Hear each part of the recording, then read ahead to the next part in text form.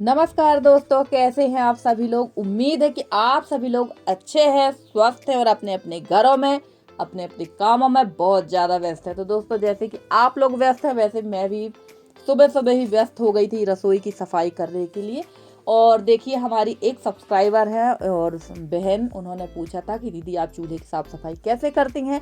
तो सच कहूँ तो चूल्हे में खाना बनाना और खाना तो बड़ा अच्छा लगता है भाई, हमको तो बहुत अच्छा लगता है। बाकियों को सिर दर्द लगता होगा तो लगता होगा, पर मुझे तो चूल्हे में खाना बनाना बहुत अच्छा लगता है। और घर में तो हम लोग 3 मेंबर्स ही हैं और अगर हम चाहें तो दोनों टाइम का खाना गैस पे भी बना सकते हैं। पर अगर मैं चूल्हा ना जलाऊँ ना तो मुझे लगता है जैसे हमारे घर में खाना ही नहीं बना है। तो चूल्हे की साफ़ सफाई तो इसी तरह से होती है। चूल्हे में जब खाना बनता है तो थोड़ा बहुत जो कंडा होते हैं, लकड़ी होती है, इनका कचरा भी थोड़ा बहुत नहीं बहुत ज़्यादा होता है। तो बीच में खाना बनाते बनाते हम लोग को 1-2 बार झाड़ू लगाना ही पड़ती है, क्योंकि कचरा बहुत ज़्यादा हो जाता है और कई बार जो वो कंडे का कचरा होता है ना वो गिर भी जाता है खाने पीने में, तो इसका विशेष ध्यान रखना पड़ता है। और सफाई तो इसी तरह होती है, रोज़ चूल्हे की लिपाई पुताई होती है। वैसे तो बाहर वाले चूल्हे की पुताई जो चूने से होती है, और अंदर की गोबर से ही कर देती हूँ मैं लिपाई। तो चलिए, हम लोगों ने रसोई की लिपाई पुताई तो कर ही ली है और साफ़ सफाई तो बाकी की मैंने रात को कर ली थी। और पी ली है ब्लैक टी, क्योंकि हम लोग सुबह सुबह ब्लैक टी ही पीते हैं। और ब्लैक टी सिर्फ मैं और मेरी बेटी ही पीते हैं, हस्बैंड को तो बहुत ज़्यादा नफरत है ब्लैक टी से। और उसके बाद मैं आ गई थी यहाँ फूल तोड़ने के लिए। तो फटाफट से तोड़ लेते हैं फूल वगैरह, क्योंकि फूल नहाने के पहले ही तोड़ लेना चाहिए। तो फूल तोड़ रही थी मैं, और एक ही फूल तोड़ पाई थी मैं यहाँ जासौन का, क्योंकि मेरा हाथ ही नहीं जा रहा था, काफ़ी ऊंचाई पे लगे हुए थे। और इस तरफ भी लगे हुए हैं 12 मासी के फूल। वैसे तो फूल लगाने का मुझे बहुत शौक है, बट हमारे यहाँ ये इस घर में जो मिट्टी है ना, ये एकदम ख़त्म हो चुकी है। इसमें कोई चिकनापन है ही नहीं, मिट्टी में एक लस होती है ना, वो नहीं है, जिसकी वजह से यहाँ ज़्यादा पेड़ पौधे नहीं हो पाते हैं। अगर हो भी जाएंगे अभी तो अपने आप ये सूख जाते हैं। तो चलिए, फूल वगैरह तोड़ लिए थे, बाहर के जो छोटे मोटे काम थे वो भी निपटा लिए हैं। और यहाँ जला लेते हैं चूल्हा, क्योंकि यहाँ की लिपाई सूख गई थी। चूल्हा जला के सबसे पहले चढ़ा देते हैं गाय के लिए दलिया। और आज सब्जी कुछ भी नहीं थी घर पे। सब्जी थी प्याज टमाटर आलू, ये थे। हरी सब्जी कुछ भी नहीं थी, क्योंकि हरी सब्जी हमारे यहाँ वैसे फ्राइडे और जिस गांव में मैं रहती हूँ वहाँ की जो बाज़ार है वो वेडनेसडे को लगती है। बट मैं गांव की बाज़ार से कोई भी सब्ज़ी नहीं बुलवाती, मैं बुलवाती हूँ जहाँ हमारी तहसील में जो बाज़ार लगती है फ्राइडे को, वो काफ़ी बड़ी बाज़ार होती है। तो इस बार मुझे पता नहीं क्यों ध्यान ही नहीं रहा बुलवाने का। और आलू प्याज टमाटर घर पे रहते हैं तो आप तो सब्जी कोई सी भी बना सकते हैं।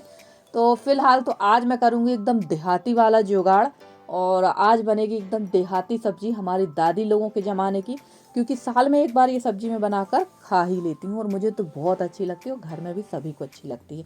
तो सबसे पहले भर लेते हैं आटा, क्योंकि आटा बिल्कुल ख़त्म हो चुका था टंकी का। और वैसे तो मुझे टंकी धुलना है, पर अभी मैं टंकी वगैरह बिल्कुल नहीं धुलूँगी, क्योंकि अभी मन नहीं हो रहा है बिल्कुल भी किसी प्रकार की साफ़ सफाई करने का। अब घर को जितना गंदा होना है हो जाए, अब सीधे फाइनल ही साफ़ सफाई होगी, क्योंकि रोज़ रोज़ की सफाई से तो एकदम थक गया है शरीर मेरा। और देखिए, यहाँ पर मैंने ले लिया है बेसन। लगभग बेसन लिया था मैंने 1.5 कटोरी की, लगभग बड़ी कटोरी से, और अच्छी तरह से चाल लिया है। और इसमें डालेंगे थोड़ा थोड़ा सा पानी और अपने हाथ से इसको चलाते जाएंगे। तो मैं बना रही हूँ आज मीजा। और बहुत सारी सिस्टर है, बहुत सारे घर ऐसे हैं, बहुत सारे लोग ऐसे हैं जो ये हमेशा खाते हैं और अच्छा भी लगता है। तो ज़रूर बताइएगा आप लोग कि किसके किसके यहाँ ये बनता है और किसने किसने इसको टेस्ट किया और किसने नहीं किया है। वैसे तो ये सब्जी है हमारे दादी लोगों के ज़माने की, मेरी दादी बनाती थी। इसकी कढ़ी भी बनती है, मैंने कढ़ी भी आप लोग को दिखाई है बनाकर। और दादी लोगों के बनाने का थोड़ा सा तरीका अलग था और हमारे बनाने का तरीका अलग है। दादी लोग अपना टेस्ट डालती थी, हम लोगों ने अपना टेस्ट डाल दिया। तो चलिए, आज थोड़ा सा न्यू टेस्ट के साथ बनाते हैं मीजा की सब्ज़ी। और इसको बनाने में लगभग मुझे 5 से 10 मिनट करीब लग गया था। और बस इसी तरह से थोड़ा थोड़ा पानी डालते जाना है और हाथ से घुमाते जाना है। और जब ये पूरी बन जाएगी तो इसको चलनी से चाल लेंगे, तो जो ऊपर बूंदी टाइप की होंगी, गीली गीली सी बूंदी है, वो आ जाएंगी चलनी के ऊपर और बेसन रह जाएगा नीचे। तो ये देखिए, मैंने इसको इस तरह से चलनी से चाल लिया है और काफ़ी अच्छी तरह से बन गई थी, एकदम छोटी छोटी और बारीक वाली बनी हुई थी। और जो मैंने मीजा लिया था उसमें फिर से थोड़ा सा पानी, 1 से 2 चम्मच लगभग पानी खींच के फिर से उसको घुमा दिया, तो एकदम गोल गोल बन गई थी। और मीजा वगैरह बनाने के बाद मैं चली गई थी नहाने के लिए, और नहा कर मैं आ गई हूँ। चढ़ा दी है बड़ी वाली कढ़ाई, क्योंकि ये वाली जो सब्जी है ना बेसन वाली, इनको बड़े बर्तन में ही बनाना चाहिए, अक्सर करके ये उफान मार देती हैं कई बार। तो चलिए सबसे पहले भून लेते हैं मींजा को, क्योंकि मींजा को भूनने में काफ़ी टाइम लगता है, 7 से 8 मिनट तो लग ही जाता है। और इसको इतना भूनना चाहिए कि इसमें से एक अच्छी सी खुशबू आने लगे। आप चाहे तो घी में भी भून सकते हैं, घी में भुना हुआ मींजा बहुत अच्छा लगता है। मैंने तो तेल ही डाला था, घी नहीं डाला है। तो इसको तेल में ही डाल के अच्छी तरह से भून लेंगे। और थोड़ा सा मैं मींजा ज़्यादा ही बनाऊंगी, क्योंकि हमारे यहाँ जब भी इस तरह का खाना बनता है ना, सबको बहुत पसंद आता है। हम लोगों को तो बहुत अच्छा लगता है, क्योंकि हम लोगों को कभी कभी ना नए के साथ साथ पुरानी चीज़ों को भी खाना चाहिए, यूज़ करना चाहिए। क्योंकि इनका जो स्वाद है वो नई चीज़ों में नहीं होता है। नई चीज़ तो हमेशा खाते हैं, मटर पनीर खाते हैं, शाही पनीर खाते हैं, सारी सब्जियां खाते हैं। पर ये जो सब्जियां थी हमारे दादी लोगों के समय की ना, ये सब्जियां तो मटर पनीर और शाही पनीर सबको फेल कर देती। भाई हमें तो बहुत अच्छी लगती है, आपको अच्छी लगती है नहीं ज़रूर बताइएगा। तो चलिए यहाँ पर हमारा मींजा भून गया था और मैंने डाल दिया था कढ़ाई में तेल। और पूरा जो तड़का लगाती हूँ मैं हर बार की तरह, तो इसमें डाल दिया है मैंने राई, जीरा, सौंफ, मीठी नीम, सूखी वाली मिर्च और हींग। और उसके बाद डाल दी थी अच्छी बारीक कटी हुई प्याज। तो प्याज आप अपने हिसाब से डाल सकते हैं, अगर आप प्याज नहीं खाते हैं तो मत डालिए। आप सीधे इसमें जो तड़का लगाया है वो लगाइए और डाल दीजिए इसमें हल्दी और छोड़ दीजिए बेसन घोल के पानी। तो हमारी जो दादी लोग बनाती थी उसमें प्याज का उपयोग नहीं करती थी, वो तो सीधे तड़का लगाती थी। और उसके बाद बेसन जो बचा रहता था, जो चालने में बेसन निकला था, वही बेसन घोल कर डाल देती थी मींजा में। पर जैसे कि मैंने बताया है कि इसमें मैंने अपना वाला टेस्ट भी डाल दिया है। और मैं जब भी मींजा बनाती हूँ तो इसी तरह से बनाती हूँ। तो आज बिल्कुल शुद्ध देहाती वाला खाना बन रहा है। तो चलिए यहाँ पर प्याज हमारी अच्छी तरह से भुन जाए, इसके बाद डालेंगे इसमें सिर्फ हल्दी।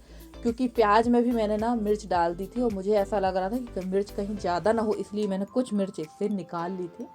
पर जब खाने बैठे तो इसमें मिर्च उतनी ज़्यादा समझ में नहीं आ रही थी, मुझे लग रहा था कि मैंने फालतू ही मिर्च निकाली थी। पर कई बार ऐसा होता ना कि काफ़ी ज़्यादा तीखा हो जाता है खाना। वैसे तो सब्ज़ी थोड़ी सी हल्की सी चटपटी तीखी ही अच्छी लगती है। तो चलिए इसमें मैंने डाल दी है हल्दी। और मेरी जो सांस है इतना बोलने में एकदम भर रही है, तो उसके लिए मैं आप लोग से माफ़ी चाहूँगी।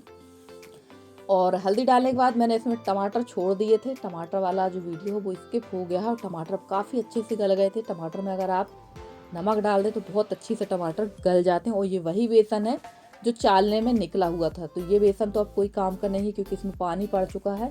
तो इसका उपयोग हम लोग हमेशा इसी में करते हैं, इसी मींजा में करते हैं। और फटाफट इसे डाल देंगे। टमाटर भी अच्छे गल गए हैं एकदम।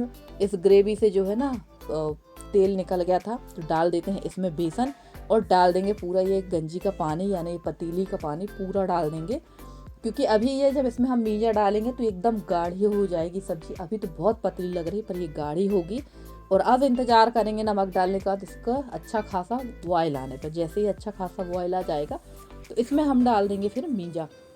तो हम लोग तो इसी तरह से बनाते हैं। आप लोग कैसे बनाते हैं ज़रूर बताइएगा। हम लोग क्या, मैं ही ऐसा बनाती हूँ और आप लोग कैसा बनाते हैं ज़रूर बताइएगा। और किसने खाया है किसने नहीं खाया है ये भी बताइएगा। तो चलिए यहाँ पर हमारी ये सब्ज़ी अभी थोड़ा और पकेगी, क्योंकि कढ़ी हुई और मींजा हुआ ये जितना पकता है उतना स्वादिष्ट बनता है।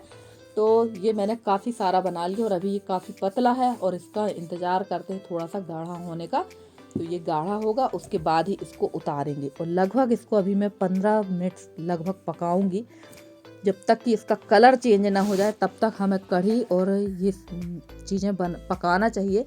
क्योंकि इसका जब कलर चेंज हो जाए मतलब समझ जाइए कि बहुत ही अच्छी तरह से पक गया है। तो चलिए फ्रेंड्स, खाना पीना होने के बाद में मैं आ गई थी सिलाई करने के लिए, क्योंकि खाना हो चुका था हमारा और दोपहर को थोड़ा सा समय बचा हुआ था। तो मैंने सोचा चलो सिलाई ही कर लेते हैं, क्योंकि ये ब्लाउज़ पड़ा हुआ है अधूरा।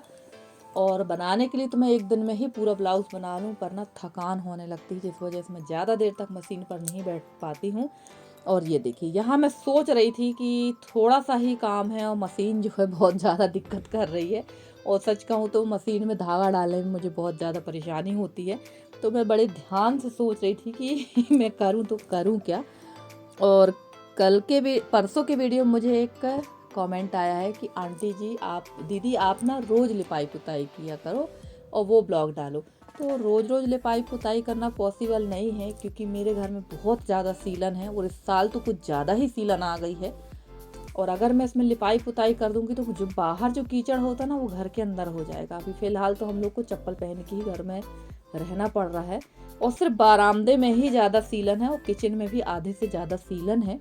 और लिपाई पुताई तो करना ही है, रोज़ रोज़ लिपाई पुताई भी कहाँ तक करें हम लोग। और मैं सोच रही हूँ कि अब घर को जितना भी गंदा होना है हो जाए, अब फाइनल वाली लिपाई पुताई ही होगी अब घर में, क्योंकि लगभग 1 या सवा महीना बचा है अब नवरात्र का। नवरात्र से ही मुझे लिपाई पुताई का काम शुरू करवा देना है, क्योंकि घर काफ़ी ज़्यादा ख़राब हो जाता है। और फिर मेरे यहाँ दूसरे काम भी होना है दीपावली तक, और दीपावली के बाद तक पहले ही मुझे काफ़ी सारी तैयारी करना है। तो वो सारी चीज़ें भी आप लोग के साथ धीरे धीरे शेयर करेंगे, आप लोग को दिखाएंगे कि क्या काम होना है, क्या तैयारी होना है। और काफ़ी सारे कमेंट ये भी आ रहे थे कि आप दीपावली तक अपने नए घर में शिफ्ट हो जाएंगी क्या। तो बिल्कुल नहीं, दीपावली तक तो पॉसिबल नहीं है कि मैं दीपावली तक उस घर में शिफ्ट हो पाऊँ। दीपावली के बाद ही है, क्योंकि दीपावली के बाद तो दिन इतने छोटे होते कि कोई भी काम नहीं हो पाता है। तो जब दिन थोड़ा बड़े होंगे, मतलब फरवरी या मार्च में ही शिफ्टिंग का काम शुरू होगा। अभी तो फ़िलहाल मुझे लगभग 7 से 8 महीने यहीं रहना है। नए साल में ही नए घर की शिफ्टिंग करेंगे, ताकि वहाँ का पूरा काम हो जाए। और जब पूरा काम हो जाएगा तभी वहाँ जाएंगे, क्योंकि फिर अधूरा काम यहाँ से वहाँ सामान रखना, यहाँ से वहाँ काम कराना, वो अच्छा नहीं लगता। इसलिए घर का काम जितना हो सकेगा उतना करवा के ही जाएंगे। और देखिए यहाँ बन गया था एकदम चोली कट ब्लाउज़। काफ़ी दिनों के बाद मैंने चोली कट ब्लाउज़ बनाया है। और आजकल तो वैसे भी मार्केट में एक से एक रेडीमेड ब्लाउज़ आ गए हैं, पर मैं ब्लाउज़ घर पे ही सिल लेती हूँ। और अब फ़िलहाल तो मैं जो है, देखो मैं देख रही थी यहाँ पर कितना प्यारा ब्लाउज़ बना है। मैं खुद ही अपना ब्लाउज़ देख के खुश हो रही थी कि कितनी अच्छी पाइपिंग और कितनी अच्छी फिटिंग आई है। और सच में ब्लाउज़ बहुत अच्छा बना था।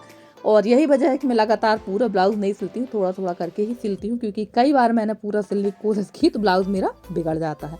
और फ्रेंड्स, आप लोगों को मेरे वीडियो कैसे लगते हैं? अगर आप लोग को मेरे वीडियो पसंद आते हैं तो प्लीज़ मेरे वीडियो को लाइक करें, शेयर करें, मेरे चैनल को सब्सक्राइब करके।